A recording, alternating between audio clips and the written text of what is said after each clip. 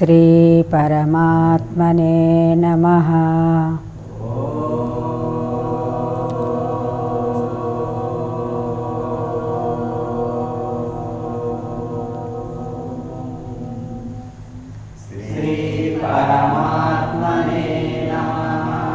అథ తృతీయోధ్యాయః కర్మయోగః. శ్రీభగవానువాచ ఏమే మతమిదం నిత్యం అనుతిష్టంతి మానవాః శ్రద్ధావంతో న సూయంతో ముచ్యంతే అపి కర్మభిః ఏత్వే తదభ్యసూయంతో నానుతిష్టంతి మే మతం సర్వజ్ఞాన విమూఢాంస్తాన్ విద్ధి నష్టాన చేతసః సదృశం చేష్టతే స్వస్యాః ప్రకృతే జ్ఞానవానపి ప్రకృతిం యాంతి భూతాని నిగ్రహ కిం కరిష్యతి ఇంద్రియస్యేంద్రియస్యార్థే రాగద్వేషౌ వ్యవస్థితౌ తయోర్నవశమాగచ్ఛేత్ తౌ హ్యస్య పరిపంథినౌ శ్రేయాన్ స్వధర్మో విగుణః పరధర్మాత్ స్వనుష్ఠితాత్ స్వధర్మే నిధనం శ్రేయ పరధర్మో భయావహః. అర్జున ఉవాచ అధకేన ప్రయుక్తోయం పాపం చరతి పూరుషః అనిచ్ఛన్నపి వార్ష్ణేయ బలాదివ నియోజితః. శ్రీభగవానువాచ కామయేష క్రోధయేష రజోగుణసముద్భవః మహాశనో మహాపాప్మా విద్యేనమిహ వైరిణం ధూమేన వ్రియతే వహ్నిః యదాదర్శో మలేన చ యథోల్బేనావృతో గర్భః తథా తేనేదమావృతం ఆవృతం జ్ఞానమేతేన జ్ఞానినో నిత్యవైరిణా కామరూపేణ కౌంతేయ దుష్పూరేణ నలేన చ ఇంద్రియాణి మనోబుద్ధి అస్యాధిష్టానముచ్యతే ఏతైర్విమోహయత్యేష జ్ఞానమావృత్య దేహినం ధూమేన వ్రియతే వహ్నిః యదాదర్శో మలేన చ యదోల్బేనావృతో గర్భః తథా తేనేదమావృతం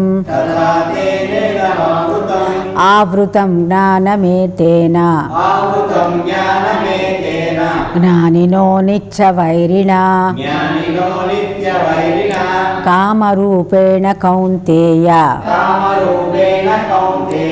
దుష్పూరేణ నలేన చ ఇంద్రియాణి మనోబుద్ధి అస్యాధిష్టానముచ్యతే ఏతైర్విమోహయత్యేష జ్ఞానమావృత్య దేహినం ధూమేన వ్రియతే వహ్నిః యదాదర్శో మలేన చ యదోల్భేనావృతో గర్భః తదా తేనేదమావృతం ఆవృతం జ్ఞానమేతేన జ్ఞానినో నిత్యవైరిణా కామరూపేణ కౌంతేయ దుష్పూరేణ నలేన చ ఇంద్రియాణి మనోబుద్ధి అస్యాధిష్టానముచ్యతే ఏతైర్విమోహయత్యేష జ్ఞానమావృత్య దేహినం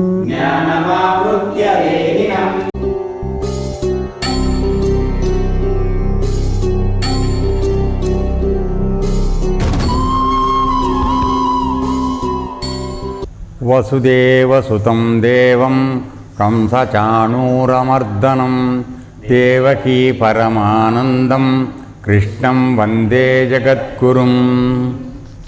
భగవద్గీత 3వ అధ్యాయం కర్మయోగం.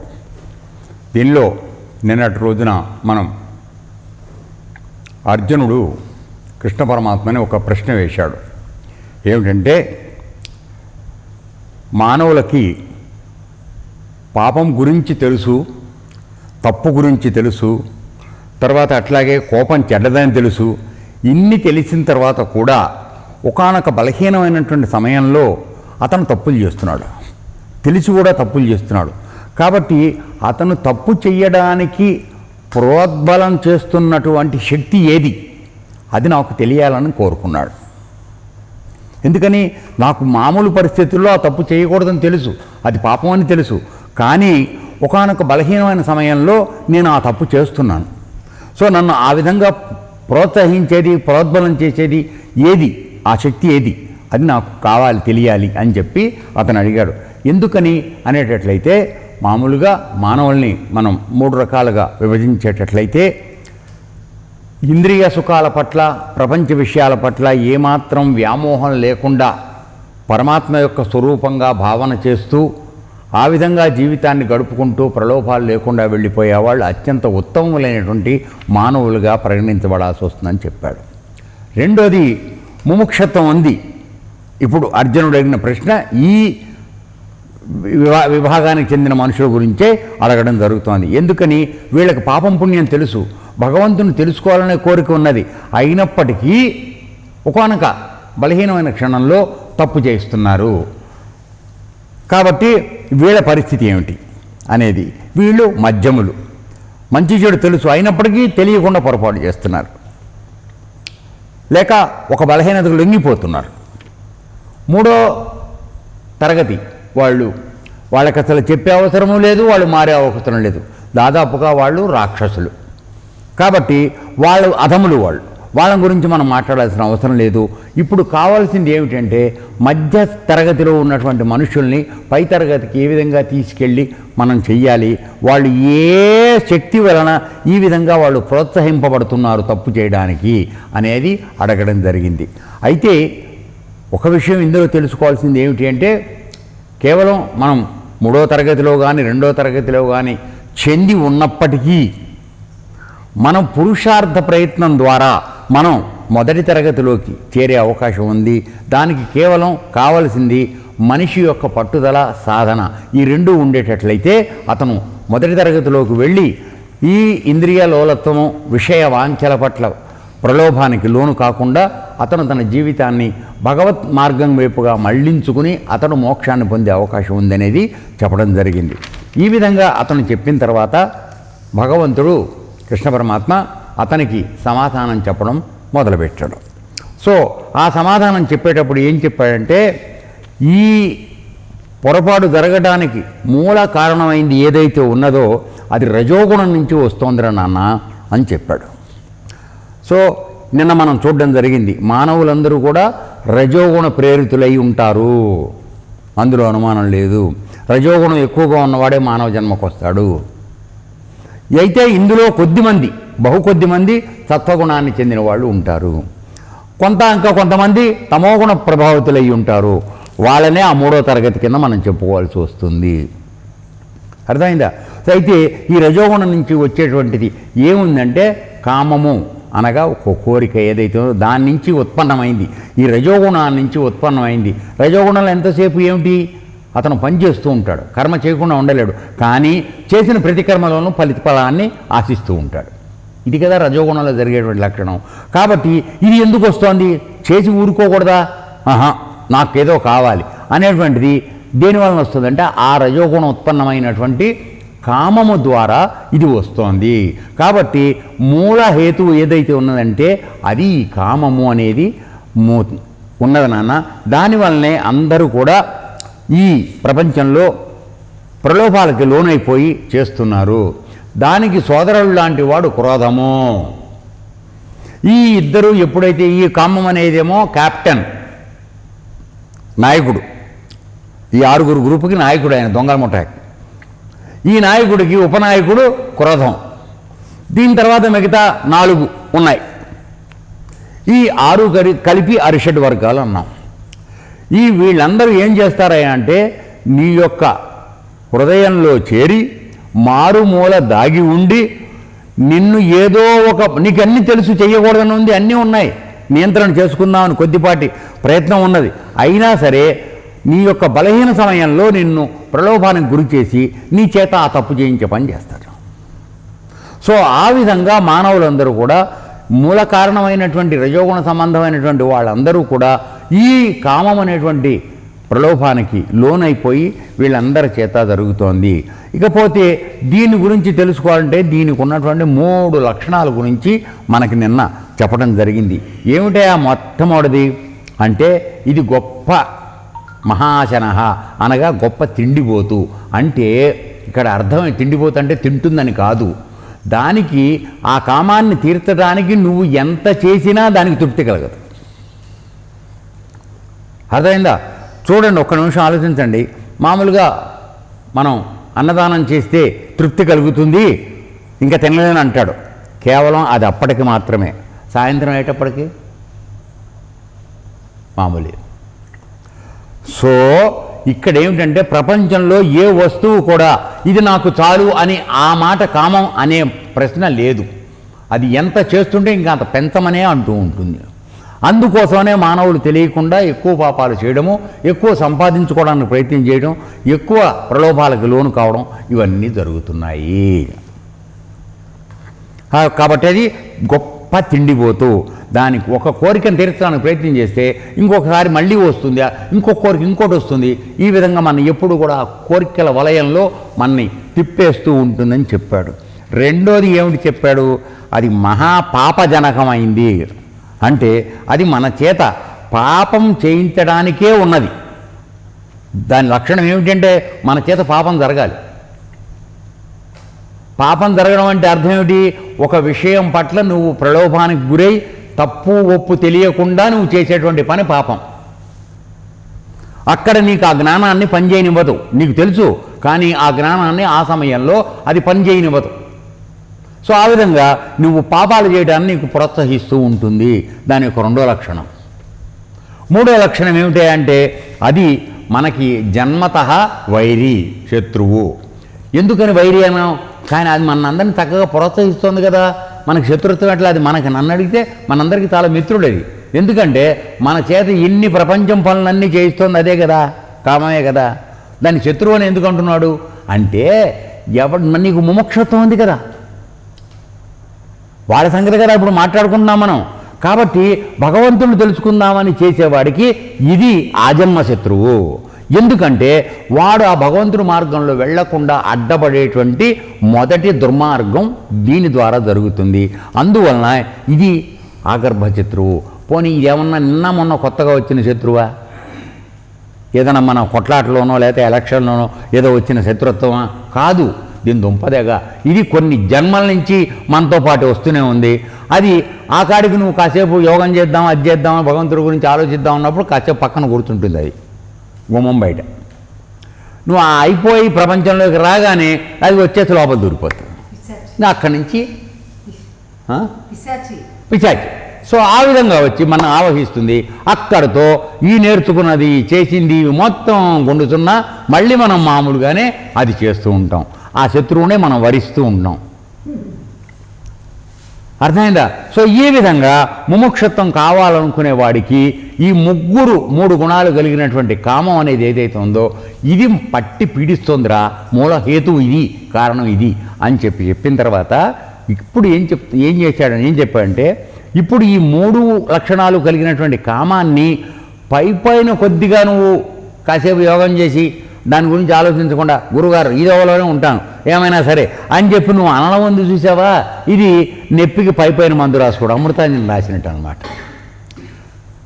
లోపల అసలు బొక్కల్లో ఉంది జబ్బు, పైన రాస్తే ఏమవుతుందిరా, బొక్క ఇరిగిపోయింది. కాబట్టి కట్టాలి. అర్థమైందా? కాబట్టి ఈ శత్రువుని వదిలించుకోవాలంటే నీవు ఖచ్చితమైనటువంటి దీర్ఘకాలమైనటువంటి గట్టి చికిత్స చేయాలి తప్ప పైన నువ్వు కాసేపు మానేస్తాను, కాసేపు యోగం చేస్తాను, కాసేపు తీర్థయాత్రకు వెళ్ళొస్తాను, తిరుపతికి వెళ్ళి గుండు కొట్టించుకొస్తానంటే ఇవేమీ తగ్గే అవకాశం లేదు. నువ్వు వెళ్ళిన ఆ కాసేపు ఇది లోపల పడుకుంటుంది.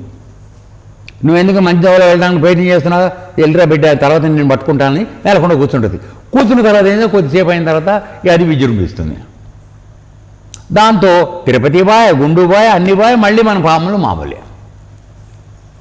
సో ఈ విధంగా జరుగుతోందని దాని యొక్క ప్రేరణ వలన జీవుడు ఎప్పుడూ కూడా వెళ్దామనుకున్నటువంటి మంచి మార్గంలో వెళ్ళలేకుండా వాడు వంకర మార్గంలోనే వెళ్ళడం జరుగుతోంది.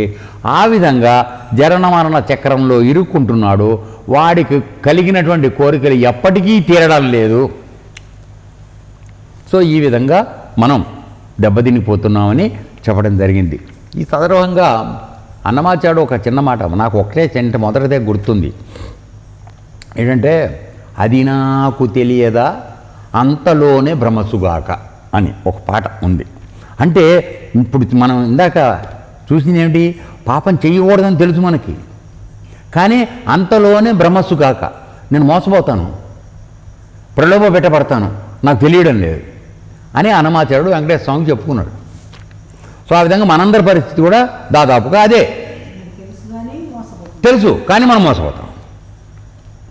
ఎందుకంటే అది పంజా విసిరిందంటే నువ్వు దాని కబ్జాలో పడకుండా ఉండే అవకాశం లేదు. సరే అయిపోయిన తర్వాత ఇక్కడ ఈ కామము యొక్క స్వరూప స్వభావాలు ఏమిటి, ఇది ఏ విధమైనటువంటి పాపిష్టిది అనేటువంటి విషయాన్ని ఒక 3 శ్లోకాల ద్వారా మనకి మళ్ళీ ఇవాళ ఆయన చెప్పడానికి ప్రయత్నం చేస్తున్నాడు. మొట్టమొదటిగా మనం 38వ శ్లోకానికి టీకా తాత్పర్యం చూద్దాం. యథా ఏ ప్రకారముగా ధూమేన పొగచేత అగ్ని అవ్రియతే కప్పబడుతున్నదో, యథా ఏ ప్రకారముగా ఆదర్శచ అనగా అద్దమును మలేన మాలిన్యము చేత అవ్రియతే కప్పబడుతున్నదో, యథా ఏ ప్రకారముగా ఉల్బేన మావి చేత గర్భమందలి శిశువు ఆవృత అనగా కప్పబడి ఉండునో, తథా ఆ ప్రకారమే తేన ఈ కామము చేత ఇదం ఈ ఆత్మజ్ఞానము ఆవృతం అనగా కప్పబడి ఉన్నది. ఇక్కడ చూడండి, చక్కని ఉదాహరణతో మనందరికీ కూడా జ్ఞానోదయం కలగడానికి ప్రయత్నం చేశాడు పాపం ఆయన. ఏమిటి మొట్టమొదట ఏమిటి చెప్తున్నాడు, పొగ చేత అగ్ని చక్కగా ఉంది లోపల, కానీ మొట్టమొదట్లో పొగ వస్తుంది. పొగ వచ్చినప్పుడు అగ్ని ఉన్న సంగతే తెలియదు మనకి, కానీ అగ్ని లేనిదే పొగ రాదు. కానీ ఆ పొగ మన చుట్ట వేసినంతసేపు ఆ లోపల అగ్ని ఉన్నదనే సంగతి మనకు తెలియదు. సో మన లోపల ఉన్నటువంటి ఆత్మ స్వయం ప్రకాశమై ఉన్నప్పటికీ పైన ఈ కామం అనేటువంటి పొర మనకి కప్పుకున్నప్పుడు పొగలాగా మనం ఆత్మస్వరూపాన్ని మన యొక్క భగవంతుడి యొక్క ప్రతినిధులము అని చెప్పేటువంటి జ్ఞానం మనకి ఆ అగ్ని ఏ విధంగా కనపడదో పొగ ఉన్నప్పుడు, ఆ విధంగా మనకి పొగ చేత కప్పబడినటువంటి అగ్నిలాగా మన యొక్క ఆత్మజ్ఞానం కప్పబడి ఉంటుంది. రెండవ ఉదాహరణ ఏం చెప్పాడయ్యా అంటే మురికి చేత అద్దము. సో దుమ్ముబడి ఉంది అద్దం, ముఖం కనపడదు. దాన్ని ఏం చేయాలి? నువ్వు మురికి తొలగించాలి, తుడిచేయాలి. అర్థమైందా? సో ఇది రెండో ఉదాహరణ చెప్పాడు. సో అంటే ఏమిటి? అది మురికి తొలగిస్తే కానీ అద్దం నీ యొక్క ప్రతిబింబాన్ని చూపించలేదు. ఆ విధంగా బింబస్వరూపమైనటువంటి పరమాత్మ నీకు దర్శనం అవ్వాలంటే నీ ప్రతిబింబమైనటువంటి మనస్సు అనే అద్దం మీద పట్టిన మైల తొలగించుకోవాలి. అర్థమైందా? అప్పుడు కానీ భగవంతుడి యొక్క బింబం మనకు దర్శనం కాదు. అది దర్శనం అయితే కానీ మనకు బుద్ధి వికాసం రాదు. అప్పుడు కానీ పరమాత్మ అనుగ్రహం దొరకదు. సో మూడోది, మావి చేత గర్భమందరి శిశువు. చూడండి, తల్లి గర్భంలో ఉన్నప్పుడు మావి కప్పి ఉంటుంది. సరే, మావి కప్పటాన్ని మనం బయటగా మాట్లాడుకునేటట్లయితే శిశువుకు రక్షణ కొరకు పెట్టబడిందని మనం అనుకుంటాం. కానీ అసలు మాయ అదే, విష్ణుమాయ. అర్థమైందా? అది ఉండబట్టికే మనం పుట్టగానే మన పూర్వజన్మ స్మృతి, స్పృహ అన్నీ పోతాయి. అందువలన నువ్వు పూర్వజన్మలో పెద్ద యోగం చేసినా ఏం చేసినా అన్నీ మరపుకొచ్చేస్తాయి. మళ్ళీ ఎవరో గురువు రావాలి, తలుపు తట్టాలి, నిన్ను ఓపెన్ చేసి లోపలికి తీసుకెళ్ళాలి. అంతవరకు అది గుర్తుకు రాదు. అది మహానుభావులు అందరికీ జరిగింది. అర్థమైందండి? సో ఇక్కడ ఈ మూడు ఎలా అయితే ఉన్నాయో, ఈ కామం అనే దాని చేత ఈ మూడు ఏ విధంగా ఆత్మని కప్పి ఉంచాయో, ఆ విధంగా అగ్నిని, తర్వాత అద్దాన్ని, తర్వాత గర్భస్థ శిశువుని, ఈ మూడిటి ఏ విధంగా కప్పబడి ఉన్నాయో ఆ విధంగా ఈ కామము అనేది మన యొక్క ఆత్మని, ఆత్మశక్తిని కప్పి ఉంచుతోంది. ఒకసారి ఇప్పుడు మనం మన అంతర్యోగాన్ని గురించినటువంటి ప్రణాళికలో మనం గనక వెళ్ళేటట్లయితే, మొట్టమొదటిగా పొగచేత కప్పబడిన అగ్ని అంటున్నాం కదా. మనం యోగం చేసేటప్పుడు ఏం చేస్తున్నాం? ప్రాణాయామం చేస్తున్నాం కదా. అది గాలి కొట్టడమే కదా. గాలి కొట్టేటప్పటికీ నీకేమవుతుంది? అంతవరకు కనపడనటువంటివన్నీ కనపడడం, దృశ్యం మొదలైంది. ఓకే. రెండోది, ఆత్మ యొక్క స్వరూపం మన మనస్సు శుభ్రం అయితే కానీ మనకి కనపడదు. ఈ కొట్టడం అయిపోయిన తర్వాత ఏం జరుగుతోంది? నీకు స్వచ్ఛమైనటువంటి ప్రకాశం దర్శనం అవుతుంది. సో ప్రతిబింబం దర్శనం అవ్వడం మొదలైంది, తెలుసుకోగలుగుతున్నావు. ఇక మూడోది, గర్భస్థ శిశువుకి మావి కప్పినట్టుగా నువ్వు ఎప్పుడైతే ఈ ఆత్మజ్ఞాన పరిశోధనలో యోగ సాధన చేసుకుంటూ మెట్టు పైకెట్టుతూ వెళ్ళావో అప్పుడు అమనస్క స్థితిలో నీ యొక్క మావి చెదరగొట్టబడుతోంది. నీవు పరమాత్మ యొక్క దర్శనాన్ని ప్రత్యక్షంగా చూడగలుగుతున్నావు, అనుభవించగలుగుతున్నావు. సో అక్కడ ఉదాహరణ ఆయన ఆ విధంగా చెప్పాడు. కానీ అంతర్యోగానికి వచ్చిన వాడికి ఇవి మూడు మెట్లు. అర్థమైందా? సో ఈ విధంగా చేసుకుంటూ వెడితే గనక ఆ పొగలో కప్పబడినటువంటి అగ్ని, తర్వాత మైలబట్టినటువంటి అద్దము, తర్వాత గర్భస్థ శిశువుకు కప్పిన మావి, ఈ మూడు తొలగిపోయిన తర్వాత ఎప్పుడైతే స్వయం ప్రకాశమైనటువంటి ఆత్మ బయటపడుతుందో ఆ విధంగా ఈ మూడింటిని నీ ప్రయత్నం ద్వారా నువ్వు గనక తొలగించుకోగలిగితే నువ్వు ఆత్మస్వరూపాన్ని తెలుసుకునే అవకాశం ఉంది. ఇది చేయడానికే నీ యొక్క సాధన కావాలి, దీనికే నీ పట్టుదల కావాలి. లేని పక్షంలో కొన్ని వందల వేల జన్మల నుంచి వస్తున్నటువంటి ఈ కామ పిశాచం నిన్ను పట్టుకుని దాని గుప్పెట్లో పెట్టుకుంటుంది తప్ప నిన్ను బయటికి రానివ్వడానికి ప్రయత్నం చెయ్యదు. అయితే ఇక్కడ ఒక విషయం మనం గుర్తుపెట్టుకోవాలి. ఇప్పుడు కొద్దిసేపు అగ్నిని పొగ కమ్మింది. అట్లాగే అద్దం మీద మైలు ఉండటం వల్ల అద్దం యొక్క స్వచ్ఛత మన ఇది తెలియడం లేదు. అట్లాగే శిశువు కొంతకాలం అయిన తర్వాత గర్భస్థ శిశువు బయటకు వస్తాడు, మావి చీల్చుకుని బయటకు వచ్చేస్తాడు. ఓకే. అయితే ఈ లోపల ఉన్నటువంటి అగ్ని యొక్క స్వరూపం ఏమైనా మారిపోతుందా పొగ ఉన్నంత వలన? దాని స్వచ్ఛతకి ఏమైనా ఉందా? అట్లాగే అద్దానికి ఉన్నటువంటి ఒరిజినల్ ఇది, దాని లక్షణం, ప్రతిదాన్ని ప్రతిబింబింపచేసే శక్తి ఏదైతుందో అది పోయిందా? లేక గర్భస్థ స్థితికి ఉన్నటువంటి ఇది అడ్డం తొలగిపోయిన తర్వాత వాడి యొక్క ఇది వాడి క్షేమానికి ఏం అడ్డం లేకుండా ఉంది కదా. సో ఆ విధంగా ఆత్మ ఈ 3 స్థానాల్లో మనం ఉదాహరణలు చూసినటువంటి 3 స్థానాల్లో ఉన్నటువంటి ఆత్మస్వరూపం ఏదైతే ఉందో ఇటువంటి అడ్డంకులు ఎన్ని వచ్చినా అది ఏ మార్పు చెందకుండా ఉన్నది. ఇది గుర్తుపెట్టుకోండి. లోపల ఉన్నటువంటి పరమాత్మకి ఏ విధమైన మార్పు లేదు. మీ దగ్గర ఉన్నటువంటి చెత్తా చెదారం, పొగ, తర్వాత మైల, తర్వాత మావి, ఈ 3 నీకుండబట్టి ఆ లోపల ఉన్నటువంటి ఆత్మ యొక్క స్వరూపాన్ని తెలుసుకోవట్లా. ఆ స్వరూపం మాత్రం ఏం మార్పు జరగడంలా. నువ్వు ఇన్ని రకాలుగా మార్పులు చెందుతున్నా అది మాత్రం ఏ మార్పు చెందకుండా ఉన్నది. ఎక్కడ ఉంది తేడా? నువ్వు ఆ మైల తొలగించుకుంటే ఉన్న ఆత్మ యొక్క స్వరూపం నీకు దర్శనం అవుతోంది. అంతే కదా. కాబట్టి కేవలం ఎక్కడ జరుగుతోంది? ఆవరణ, పైన ఉన్నటువంటి ఆవరణలో మార్పు జరుగుతోంది కానీ వస్తువులో మార్పు లేదు. ఏమిటి? ఆత్మ వస్తువు. ఆత్మ వస్తువులో మార్పు లేదు. పైన ఆవరణ కప్పుకుంది. ఆవరణ అంటే ఒక కప్పు వేసింది. ఆ కప్పు మారడం వల్ల దాన్ని అది కనపడకుండా మనకు పోతుంది. సో ఈ విషయం గుర్తుపెట్టుకోవాలి. అంటే ఏమిటి? నువ్వు తప్పు పని చేస్తున్నా, పాపంలో ఉన్నా, ఏం చేస్తూ ఉన్నా నీలో ఉన్న పరమాత్మ నిన్ను అంటుకునే ఉన్నాడు. నువ్వు చేసే పనితో ఆయన సంబంధం లేకపోయినా ఆయన నీలోనే అంటకుండా ముట్టకుండా ఉన్నాడు. ఇప్పుడు నువ్వు ఆయనతో మమేకం అవ్వాలి, తాదాత్మ్యం చెందాలి అనుకునే పక్షంలో ఆ పట్టిన మైలని, పొగని వదిలించుకునే పని నువ్వు చేయాలి. అది చేసిన రోజున కామము దాని యొక్క కూకటి వేళతో సహా పెకలించబడి అవతలకు పోతుంది. నువ్వు పరమాత్మ స్వరూపంగా ఉంటావు. అప్పుడు ప్రపంచంలో ఉన్నటువంటి ఏ సంఘటనలు జరుగుతున్నా కూడా నీవు నిశ్చలంగా ఉండేటువంటి పరిస్థితి వస్తుంది.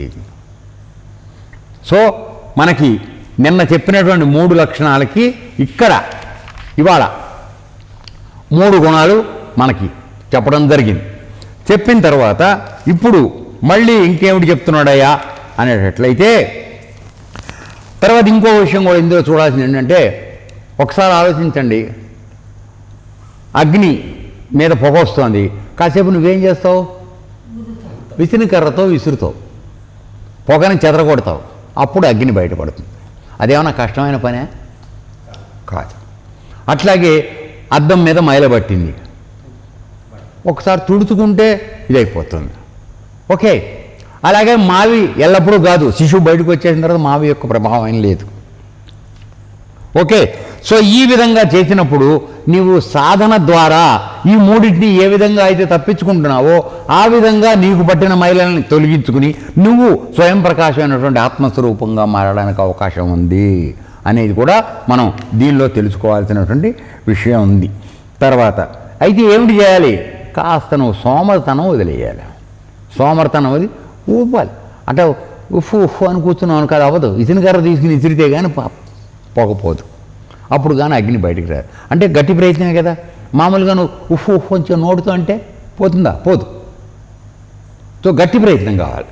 సో ఆ విధంగా చేయాలని చెప్తున్నాడు అనమాట. తర్వాత నెక్స్ట్ శ్లోకంలో ఇంకా కొన్ని విషయాలు చెప్తున్నాడు. ఎందుకంటే ఎంత చెప్పుకున్నా ఈ కామం గురించి అది తెలుగు సీరియల్ లాగా రన్నింగ్ అలా నడుస్తూనే ఉంటుందన్నమాట. సో ఇంకొక శ్లోకంలో ఏం చెప్పినాడో చూద్దాం. 39వ శ్లోకానికి టీకా తాత్పర్యం. కౌంతేయ, ఓ అర్జున, దుష్పూరేణ అనగా నిండింప శక్యము కానిదియు, అనలేనచ అగ్నివలే తృప్తి పొందనిదియు, కామరూపేణ ఆశారూపమైనదియు, జ్ఞానినః జ్ఞానికి నిత్యవైరిణ నిరంతర శత్రువును అగు ఏతేన ఈ కామము చేత జ్ఞానము అనగా ఆత్మజ్ఞానము ఆవృతం కప్పబడి ఉన్నది. ఇంకొక 2 కొత్త విషయాలు మళ్ళీ ఇక్కడ మొదట 3 చెప్పాడు మనకి. ఏ విధంగా మన యొక్క జ్ఞానం ఆత్మస్వరూపం మనకి ఏ విధంగా దూరంగా ఉన్నట్టుగా అనిపిస్తోందో చెబుతూ ఇప్పుడు మళ్ళీ 2 ఇంకొక విశేష లక్షణాలు ఇంకా చెప్తున్నాడు. ఏమిటయ్యా అంటే, నిండింప శక్యని గాంధీ ఎట్లా ఉదాహరణ మనం అనుకుంటే, సపోజ్ ఈ సముద్రం ఉందనుకోండి. సముద్రంలోకి ఎన్నో నదుల నుంచి నీళ్ళు వచ్చి పడుతున్నాయి. అది నేను నిండిపోయాను చాలని ఏమైనా చెప్తుందా? కదా. అట్లాగే నువ్వు కొన్ని కోరికలు కోరుకొని చేస్తున్నావు. అరే చేసింది చాలరా అయ్యా, 1 కోటి రూపాయలు చేసింది 10 కోట్లు చేసావు, ఇంకా తిప్పలు పడకరా, ఆగిపో అని ఎప్పుడన్నా చెప్తుందా కామం కోరిక? చెప్పదు. కాబట్టి దాన్ని నువ్వు నింపి సంతృప్తి పడే సమస్య రాదు. అది ఇంకొక లక్షణం. అంటే అది నువ్వు చేస్తున్న కొద్దీ ఇంకా పెంచుకుంటానే పోతూ ఉంటుంది. 10 కోట్లైనా 50 చేయి. అర్థమైందా? సో అందువలన ఈ విధంగా నువ్వు ప్రపంచంలో చేస్తున్నటువంటి అన్ని పనుల పట్ల నీకు ఇష్టాన్ని, బలహీనతని, వ్యామోహాన్ని అది పెంచుతూ వెడుతుంది తప్ప నిన్నెప్పటికీ కూడా ఇక చాలరా అయ్యా అనే మాట మాత్రం అది అనదు. కాబట్టి అది నిండింప శక్యని కాదు. అంటే నదిని ఏ విధంగా సముద్రాన్ని నిండింది అని అది సంతృప్తిగా అనదో ఆ విధంగా నువ్వు కూడా కామం అనేటువంటి కోరికల యొక్క సముద్రాన్ని నువ్వు నింపి దానికి చాలు అనే మాట దాని చేత అనిపించలేవు. అది ఒక లక్షణంగా చెప్పాడు. కాబట్టి ఇదొకటి. రెండోది దుష్పూరమగు అగ్ని అంటే ఏమిటయ్యా అంటే ఈ దుష్పూరమైనటువంటి అగ్ని ఏమిటి అంటే మనకి ఏ విధంగా అంటే అగ్ని నువ్వు కట్టెలు వేస్తూ పెడితే పెరుగుతుందా తగ్గుతుందా? సో ఒరిజినల్గా మన దగ్గర ఉన్నటువంటి కామం అనేది ఒక అగ్ని కదా, అది ఎప్పటికీ నిండదు, చాలని అందు. సరే తగ్గిద్దామని చెప్పి నువ్వేం చేస్తున్నావు, ఇంకా 4 కోరికలు తీసుకెళ్ళి వేస్తున్నావు దాంట్లో. అప్పుడు ఇక అది పెరుగుతోందా తగ్గుతోందా? కాబట్టి ఎప్పటికీ ఆరిపోనటువంటి అగ్ని లాంటిది, తరువాత ఎప్పటికీ నిండినాను ఇక నాకేం అక్కర్లేదు అని చెప్పేటువంటి చెప్పనటువంటి సముద్రం లాంటిది. ఈ 2 లక్షణాలు ఇక్కడ మనకి చెప్పడం జరుగుతోంది. ఇది నిజమేనా? జరుగుతోంది కదా.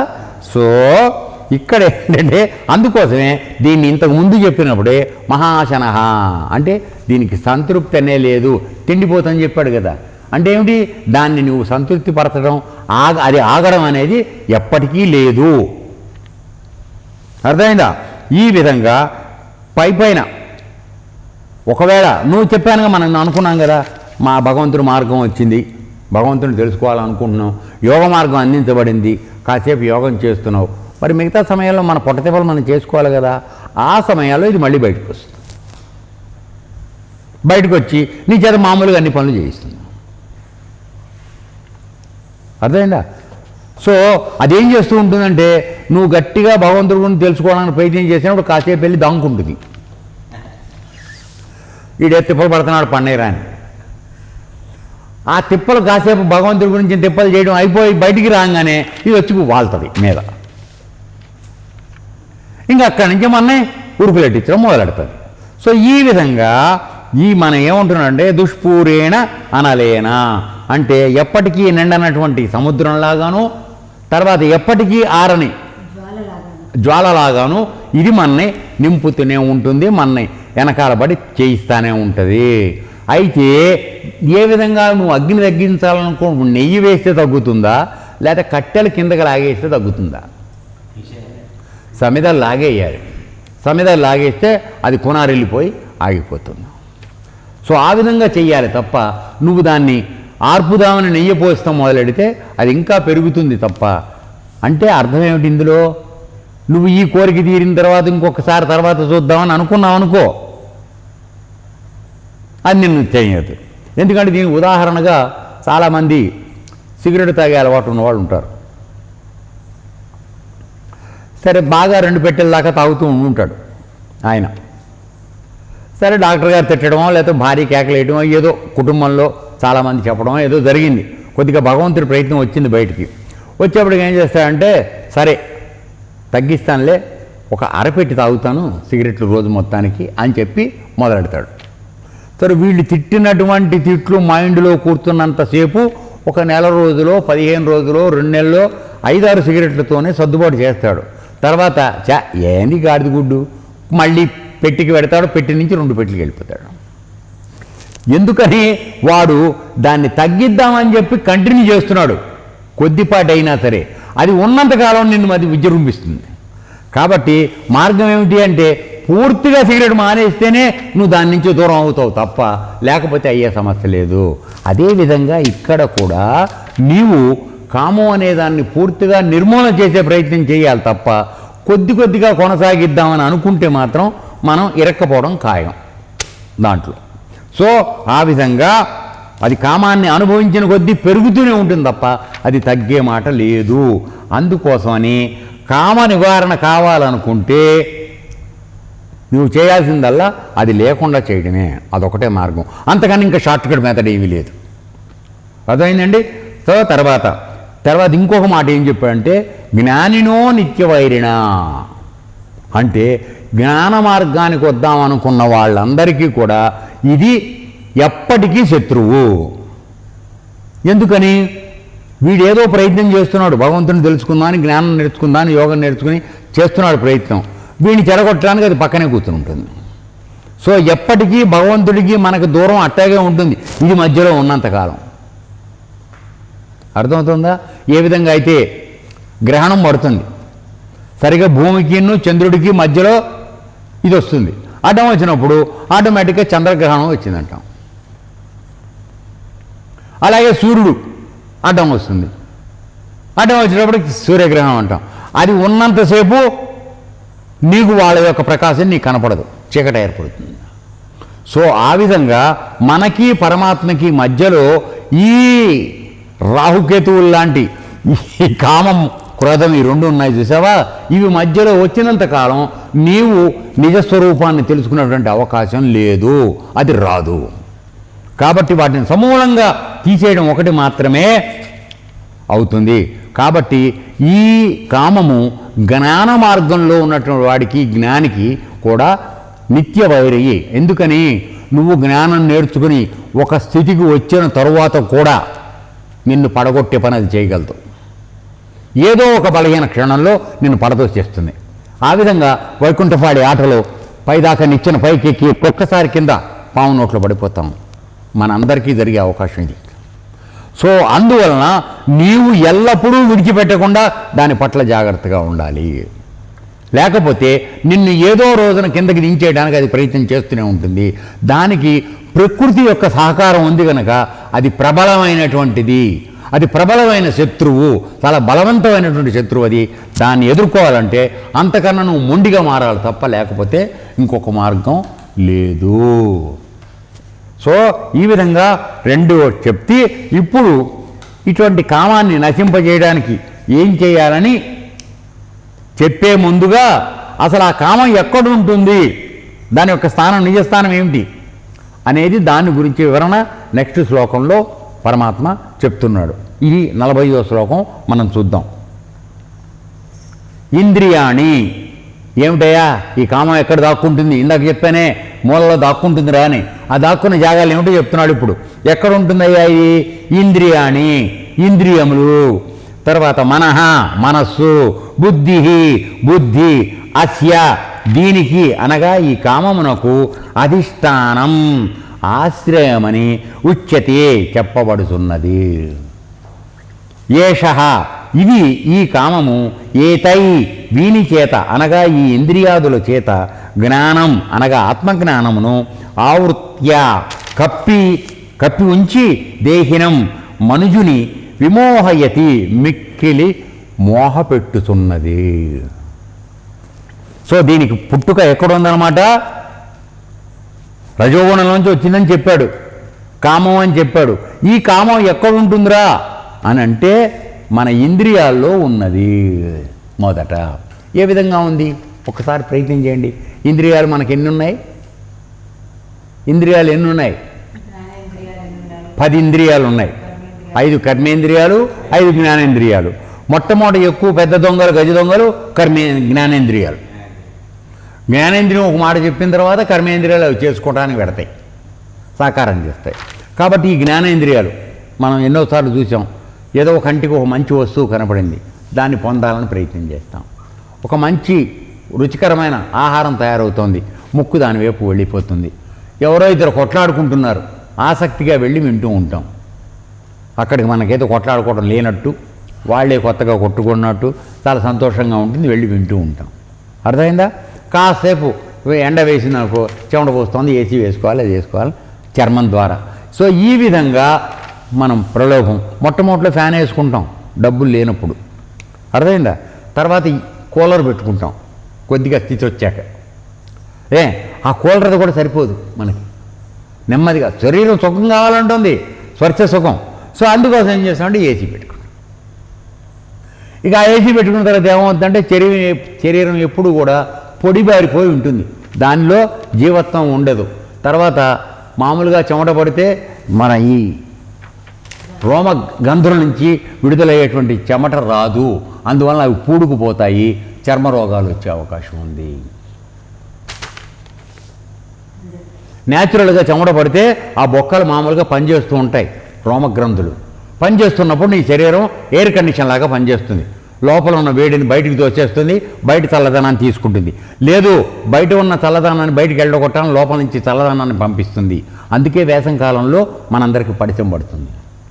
వేడి చేయడం కోసం మామిడి పళ్ళు తింటాం. పరమాత్మ సృష్టి ఎంత గొప్పదో ఆలోచించండి.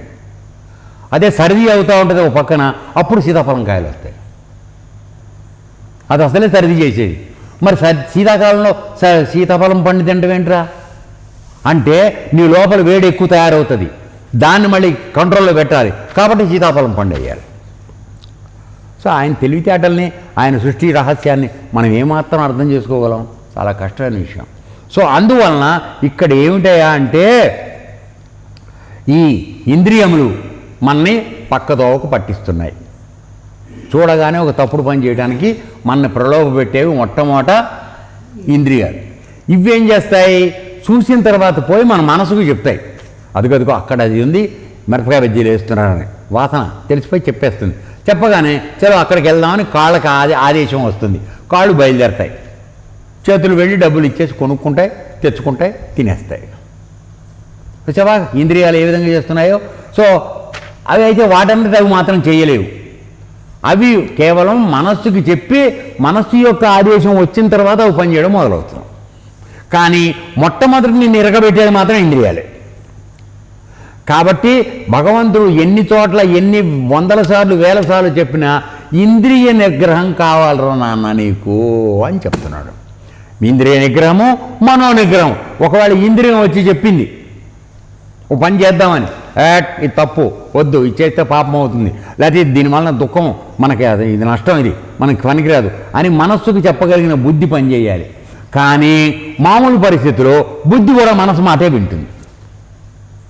కాబట్టి ఇంద్రియములు, మనస్సు, బుద్ధి ఈ మూడు కలిసి దాని యొక్క మూలస్థానంగా ఉన్నాయి కామానికి. ఈ మూడు కలిసి మనుషుల్ని బంధిస్తున్నాయి. కాబట్టి వాటి యొక్క స్థానం ఎక్కడుందయ్యా అని చెప్పంటే ఇంద్రియాల్లో ఉంది. ఇంద్రియాలు అనగా కర్మేంద్రియాలు, జ్ఞానేంద్రియాలు చూసాం కదా. ఇవి పోయి మనసుకు చెప్తాయి. మనసుకు చెప్పిన తర్వాత బుద్ధి సరి చేయంటుంది. అక్కడితో మన పాప పని మొదలైపోతుంది. సో ఈ విధంగా ఇంతవరకు చెప్పిన తర్వాత నువ్వు ఏం చేయాలి అంటే ఇంద్రియాలని విషయముల పైకి పోనీయకుండా ఆపే ప్రయత్నం చేయాలి. యోగ మార్గం ఎక్కువ సమయం నువ్వు దానికి కేటాయించాలి. బయటికి చూడకుండా కళ్ళు మూసుకుని కూర్చో. వాసన వస్తుంది, అటువైపు వెళ్ళకు. బయట విషయాల్లో ఎక్కువగా మనం తలబెట్టడం మానేస్తే, మన మనసు అక్కడికి వెళ్ళటం మానేస్తే మనకి ఆసక్తి తగ్గుతుంది. విషయాసక్తి ఎప్పుడైతే తగ్గిందో మన మనసు సరైన మార్గంలో ఉండడానికి ప్రయత్నం జరుగుతుంది. అప్పుడు నువ్వు చేస్తున్న సాధన ఏదైతే ఉందో అది నిన్ను ఇంకా బలంగా తయారు చేస్తుంది. ఆ విధంగా మన యొక్క బుద్ధి బలంగా తయారైనప్పుడు పరమాత్మ యొక్క అనుగ్రహం మనకి దొరికే అవకాశం ఉంది. ఈ విధంగా చేయమని చెప్పినాడు. మిగతా విషయాలు రేపు చూద్దాం. ఏతత్సర్వం కృష్ణార్పణమస్తు.